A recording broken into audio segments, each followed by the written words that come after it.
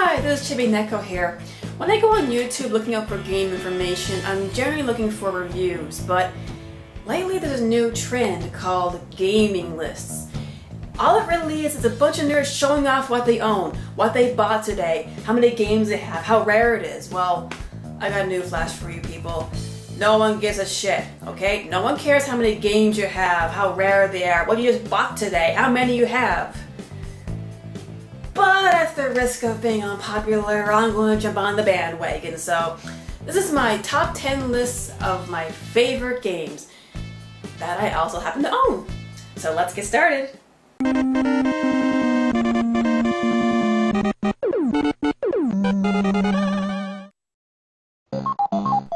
Number 10. Wave Race 64. Just for the record, racing games are not my forte. If anything, I find them boring and all the same. All you do is get your car from start to finish and might get into a crash here and there. That, and I generally sucked at them, but Wave Race was way different. First of all, you're on a jet ski racing through real water physics, which is just awesome. But this game has a really easy learning curve. Because let's face it people, a game that takes forever to play decently just sucks the fun out of it. Now this game, it's not too easy. It does have some challenge to throw at you. I mean, I've wiped out more than a couple of times before, but thanks to this game's incredible control, mastering them is not that big of an issue. And you have numerous characters to play that has their own strengths and weaknesses. And I gotta say, this is one game I never get tired of. I love Wave Race 64. Wave Race. Number 9. Mario Kart 64. Yeah, I know, another racing game. I like this one for the same reasons I love Wave Race 64, except in this game you actually beat the shit out of other players with weapons. How fun is that? And no party is complete without the battle mode. I remember my friends and I spending hours beating each other stupid. It was even more fun when you play a drunk. Good times. When it comes to Mario Kart games in general, this is my favorite. I never get tired of playing this game either, and of course, when it came to all Mario Kart games, for some reason, 64 was the only one that I was actually good at. Once again, it's all due to its incredible control. Mario Kart 64. Number 8. Starfox 64. Yes, another Nintendo 64 game, but what are you gonna do? The system just pumped out a lot of great games. My most fondest memory of this game was when it was brand new and I was set up at a local Walmart. Two guys challenged me on the versus mode and, not to toot my own horn, but I kicked their asses. I kicked them good. And there was a reason for that. The smooth controls once again. I enjoyed the first game, but damn, I sucked at it, but after playing 64, oh boy, vast improvements. After beating this game once, I got hooked and ended up unlocking everything in this game, even getting all the medals in the expert mode. Starfox 64 was fast, furious, and had lots of secrets to explore. Sure, it had sucky voice acting, but that just added to the game's charm. Number 7. Parasite Eve. I'll admit, one of the main reasons I bought this game was just to get my hands on the Final Fantasy VIII preview. But I'm glad I played it because now I know that Parasite Eve is way better than Final Fantasy VIII. Seriously, I can't stand that game. But what I loved about Parasite Eve is it was an RPG with a twist. It was cinematic. I dig that.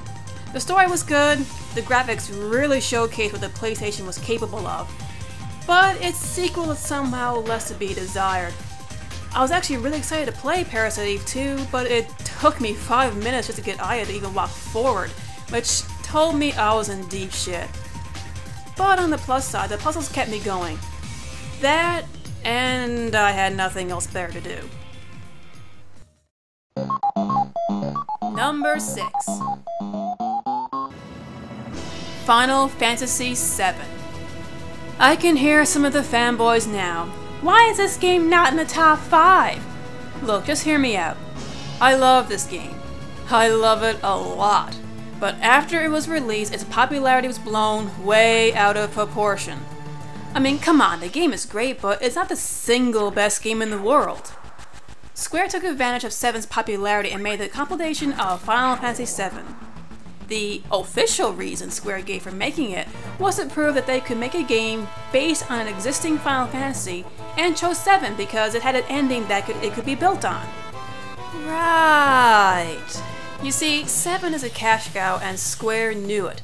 They milked the game for what it was worth. But if you ask me, Final Fantasy VII was a great game on its own. There was never a need to build on it. Number 5. Kenzo So Good In 2. I'm about to piss off a lot of gamers by saying this, but I found So Good In 2 in the cheap bin at Walmart. No joke. At the time, I was looking for Wild Arms 2, but I bumped into this gem and said to myself, I love the first game, I should try the second one. And let me tell you, I have no regrets. So Good In 2 is by far the strongest of the series, if not one of the best RPGs ever made. It has the same formula as the first So Good In, but explores the runes much more. Hey, if it ain't broke, don't fix it. So Good In is a great RPG series for that reason. The plot is the classic best friends on the opposite side of destiny and try to make the best of the situation that they're in, even if it is in the middle of a war. If you love RPGs in general and even run into a copy of So Good In 2, play it. You will not be disappointed.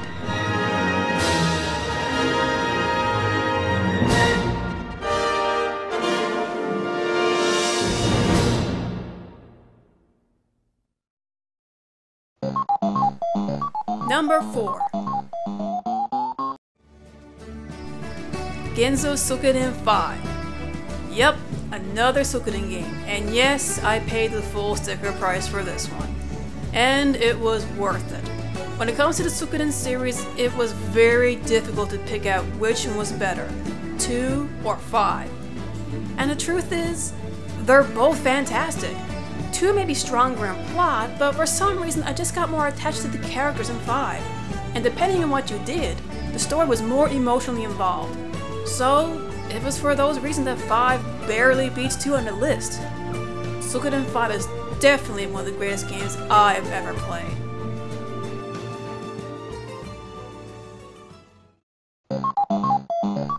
Number 3. Chrono Trigger. Oh yes, I can hear the cheers now. Chrono Trigger was definitely created during Square's golden age. The graphics were great, the music was stunning, the story was deep and fun. And you could travel through time. What more could you want? What made this game even more fun was you could change certain outcomes in the game just by going back in time. Even better were the multiple endings. It was depending on when in the game that you beat Lavos would determine on what ending that you got. This gave Chrono Trigger lots of replay value, which to me is a very important aspect in any game. Number 2.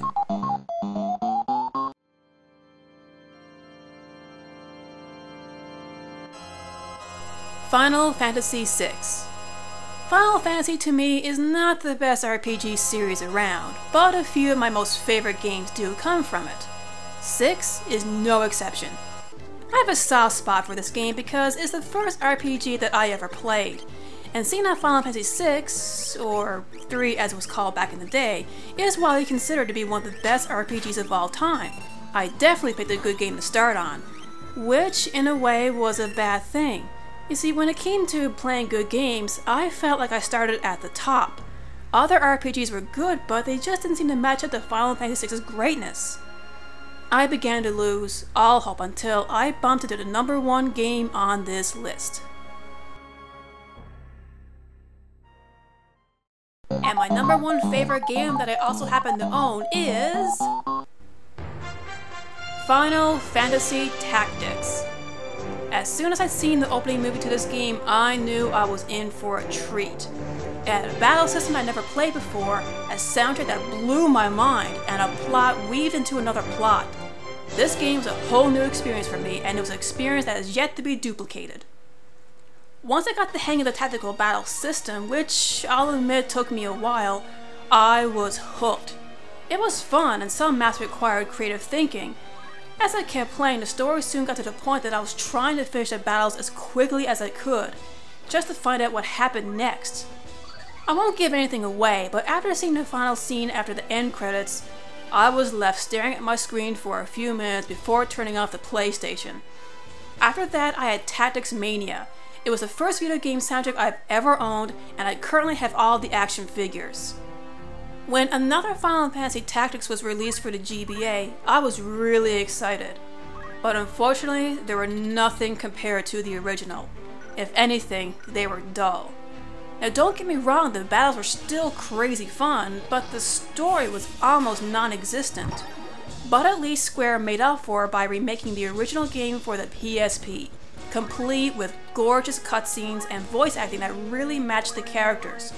So much so that when I heard Ramza's and Agraz's voices, it was exactly how I imagined they would sound. Final Fantasy Tactics is by far my most favorite game, and I own the black labeled version. Not too shabby if I do say so myself.